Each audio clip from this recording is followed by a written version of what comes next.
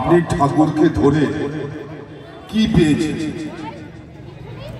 আপনার ঠাকুরকে ধরে এত বছর ধরে আপনার উপলব্ধি কি, আপনার অনুভূতি কি, সেগুলো নিয়েই আপনি মানুষের সামনে পেশ করেন। সেটাই আমাদের সাধনদা আপনাদের কাছে বলে গেলেন। আসুন এরপরে তার জীবনের অনুভূতির গল্প বলবেন অশেষ শ্রদ্ধাভাজন দীক্ষাদাতা কর্মী বনগাঁ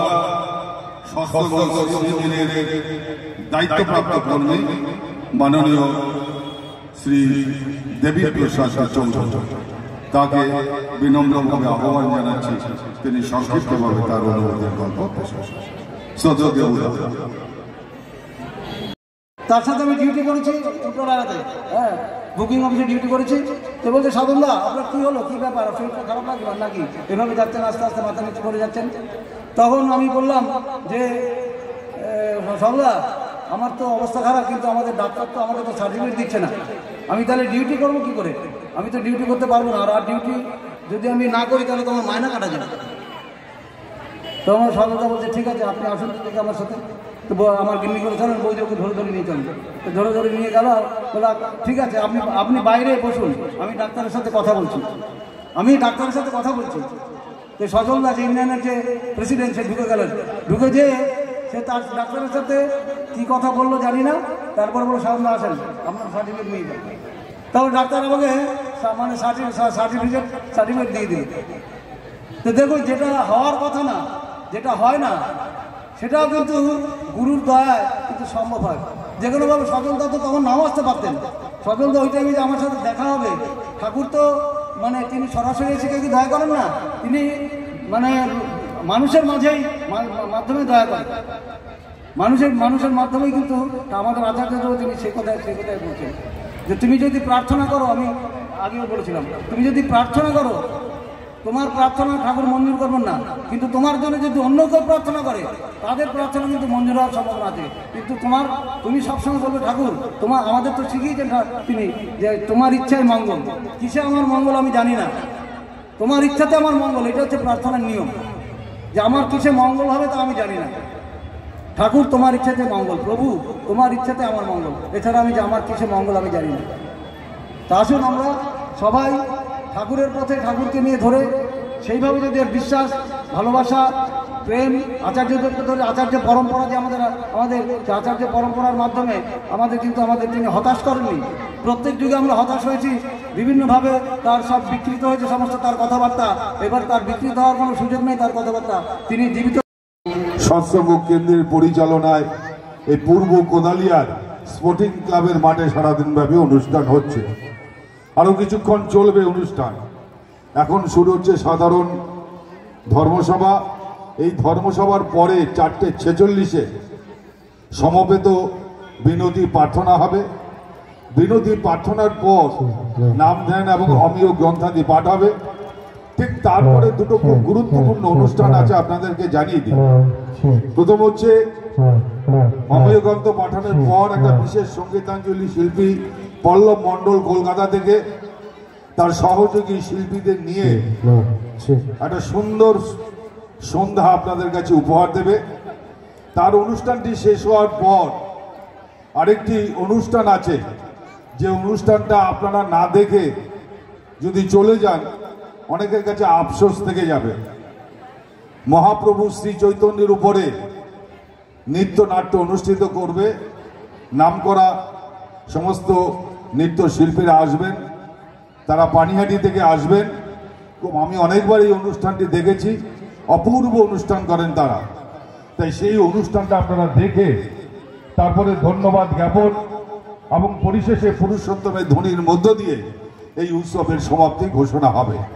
তাই আপনার কাছে আমাদের সমবেত বিনম্র অনুরোধ যে আপনারা সবাই শেষ না অবধি আপনার এই অনুষ্ঠানটা আপনারা থাকুন এবং আমাদের সাথে সহযোগিতা করুন। শুরু হচ্ছে মহতী সাধারণ ধর্মসভা। এই সাধারণ ধর্মসভা শুরু হচ্ছে।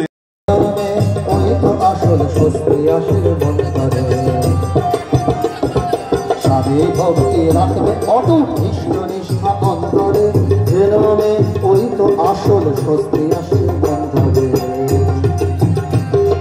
ধর্মন্যার প্রতি কাজে দেখবে হিসেবে করে, কেমন কোথায় কি রাখলে তার কাশ ঘটে না করে। ধর্মন্যার প্রতি কাজে দেখবে হিসেবে করে, কেমন কোথায় কি রাখলে তার কাশ ঘটে না করে। কেমন করে কি হতে বাঁচিয়ে রাখা যায়, শ্রেষ্ঠ সলবতকের ভিতর কি লাভ বা কোথায় স্বামীর প্রতি। কেমন করে কি হতে বাঁচিয়ে রাখা যায়, শ্রেষ্ঠ সলবতকের ভিতর কি লাভ বা কোথায় স্বামীর প্রতি।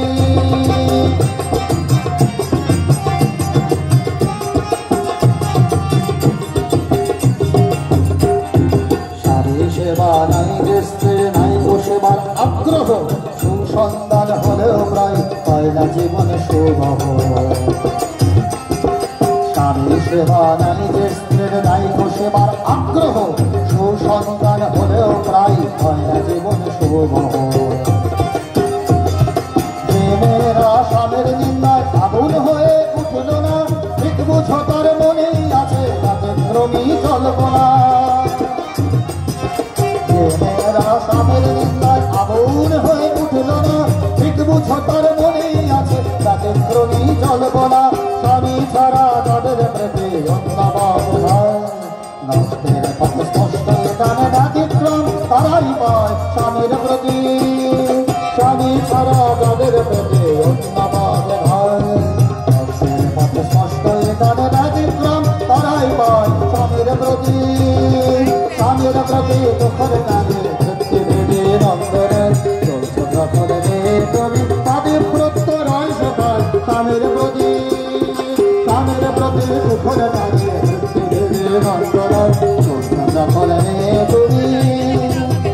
তাদের প্রত্যয় শেখায় স্বামীর প্রতি।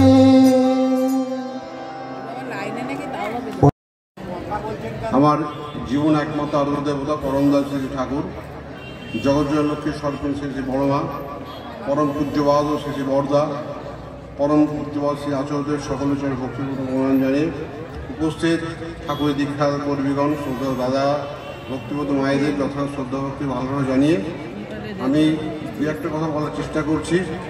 আমি সৎসঙ্গ বলি না, বলার অভ্যাস আমার নেই, বক্তাও না। আজকে এখানে আমাকে বলতে বলা হলো, আমি দু একটা কথা বলার চেষ্টা করছি, অনুভূতির কথা।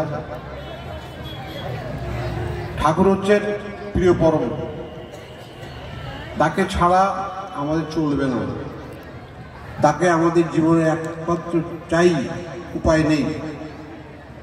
ঠাকুর বলছেন দুনিয়ার সামনে এমন বিপদ আসছে যে পরম পিতার এই মহান অবদান মানুষ পাওয়ার জন্য তৃষিতে উঠবে। দেখবেন আপনাদের অপুষ্টিজনকের জন্য ফিরে না যায়। আমি একটা মন্দিরে থাকি, আমি দেখেছি মানুষ আজ বড় অসহায়, বিভিন্ন সমস্যা আসে। আমি দেখেছি ঠাকুর ছাড়া উপায় নেই। আমরা যখন দেওঘরে যেতাম আগে, যখন আমাদের পুজোর বাবাইদা ছিলেন, হাজার হাজার মানুষ লাইন দিয়ে তাদের জীবনের সমস্যার কথা বলতেন, এক মুহূর্তে তিনি তার সমাধান দিতেন এবং সেইটা যে ফলো করতো সেই সমাধান তো রেহাই পেত। এখনও তাই করছেন, যখন আচার্যদেব আছেন তাই করছেন। আজকে আমরা পৃথিবীর শ্রেষ্ঠ যে মানুষ, আমাদের একটা অধঃপতন হয়েছে সাংঘাতিকভাবে, সেটা কিন্তু কাউকে বলার দরকার নেই। ব্যাপারটা হচ্ছে চারিদিক দেখবেন যে একটা সময় যে কাজগুলো নিম্ন শ্রেণীর মানুষ করতো অশিক্ষিত, এখন সেই কাজগুলো শিক্ষিত মানুষগুলো করছে। আজকে সাংঘাতিকভাবে অধঃপতন হয়েছে। আজকে ঠাকুর ছাড়া উপায় নেই।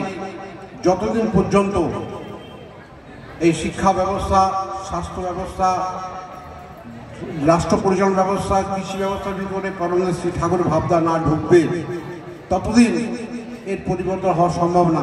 পুলিশ, মিলিটারি, ইডি দিয়ে সম্ভব না। কিন্তু আজকে আমাদের কাজ হচ্ছে জগতের প্রত্যেক মানুষের ঠাকুরকে পৌঁছে দেওয়া। আজকে আমাদের এই নিজেকে নিয়ন্ত্রণ করতে গেলে আমাদের জীবনে একটা ভালোবাসার মানুষ দরকার, যাকে দেখে আমার চললে আমার জীবনটাকে নিয়ন্ত্রণ করা, বৃত্তি করে নিয়ন্ত্রণ করতে পারবো। প্রত্যেকটা মানুষের জীবনের একটা ভালোবাসার মানুষ দরকার। আমি যদি মাকে ভালোবাসি তাহলে এমন কোনো কাজ করবো না যে আমার মা কষ্ট পায়। তেমনি আমার জীবনে যদি ঠাকুর থাকে তাহলে আমি সেইভাবে চলবো যাতে আমার ঠাকুর কষ্ট না পায়। এছাড়া আমাদের বৃত্তি নিয়ন্ত্রণ করা, আমাকে কন্ট্রোল করার কোনো রাস্তা নেই। তাই আজকে আমাদের কাজ হচ্ছে প্রত্যেকটি জায়গায় ঠাকুরকে পৌঁছে দেওয়া, তাহলে আমরা ভালো থাকবো। তিনি বলছেন যে দুনিয়ার সামনে এমন বিপদ আসছে যাতে যুদ্ধ, মহামারী, লোকক্ষয়, সম্পদ কিছুই না। গতি থেকে মনে হচ্ছে মনুষ্যত্বের গুণ মূলিয়ার লোপ পেয়ে যেতে পারে। তাই দীক্ষা, শিক্ষা, বিবাহ ঠিক করে দিতে বলেছেন। এটা বলেছিলেন দেশবন্ধু চিত্রদাসকে। আজকে আমরা শিক্ষিত হয়ে একটা না মানা প্রবণতা এসছে, মানি না, অনেক কিছু মানতে পারি চাচ্ছি না।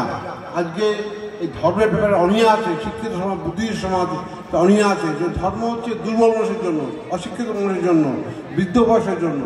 কিন্তু আমরা ঠাকুরকে ধরে এটু অনুভূতি হয়েছে যে ধর্ম হচ্ছে প্রত্যেকটা মানুষের জন্য একান্ত প্রয়োজন, না হলে চলবে না। আজকে আমাদের এমন কিছু পরমদাস ঠাকুর বলে গেছেন যেগুলো স্কুলে শেখায় না কোনো, আর এর আগে কেউ বলেও যাননি। এর আগে তিনি বহুবার এসেছেন, এসে তিনি এসব কথা বলেননি, এবার এসে বললেন যেগুলো আমাদের জীবনের একান্ত প্রয়োজন। এমন কিছু ভুল আছে যে ভুল যদি করি তাহলে সারা